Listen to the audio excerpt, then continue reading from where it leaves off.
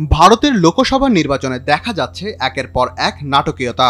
এবার এই নাটক মোড় নিয়েছে সরকারি পদগুলো থেকে পদত্যাগের দিকে। এবার ভারতের প্রধানমন্ত্রীর পদ থেকে পদত্যাগ করলেন বিজেপির প্রধান নেতা নরেন্দ্র মোদী। দেশটির এই প্রধানমন্ত্রী রাষ্ট্রপতি দ্রৌপদী মুর্মুর কাছে পদত্যাগপত্র জমা দিয়েছেন। বুধবার দিল্লিতে রাষ্ট্রপতি ভবনে দ্রৌপদী মুর্মুর সঙ্গে সাক্ষাৎ করে এই পদত্যাগপত্র জমা দিয়েছেন তিনি। শরিক দলগুলো বিজেপি নেতৃত্বাধীন এনডিএ জোটের সঙ্গে থেকে সরকার গঠনের প্রতিশ্রুতি দেওয়ায় বুধবার পদত্যাগ করেন তিনি। এ সময় নতুন সরকার গঠনের লক্ষ্যে পুরো মন্ত্রিসভা নিজের পদত্যাগপত্র রাষ্ট্রপতির কাছে জমা দিয়েছেন তিনি। তবে নতুন সরকার গঠন না হওয়া পর্যন্ত সরকার পরিচালনা কাজ চালিয়ে যেতে নরেন্দ্র মোদীর প্রতি আহ্বান জানিয়েছেন রাষ্ট্রপতি দ্রৌপদী মুর্মু। এক প্রতিবেদনে এ তথ্য জানায় দেশটির সংবাদ মাধ্যম এনডিটিভি।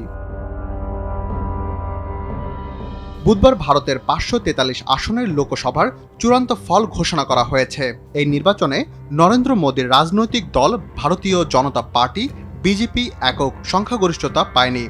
দেশটিতে সরকার গঠনের জন্য 272 আসনের সংখ্যাগরিষ্ঠতা প্রয়োজন হলেও বিজেপি এককভাবে 240 আসন পেয়েছে। ফলে এককভাবে সরকার গঠন করতে পারছে না দলটি।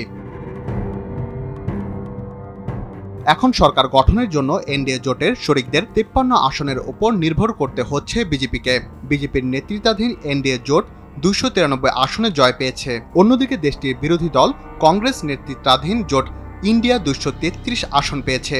এর মধ্যে কংগ্রেস এককভাবে পেয়েছে 99 আসন।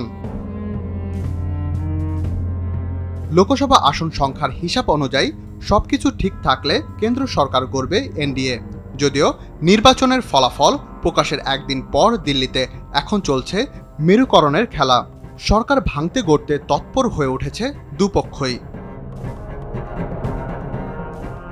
রাকিব হাসান, RTV।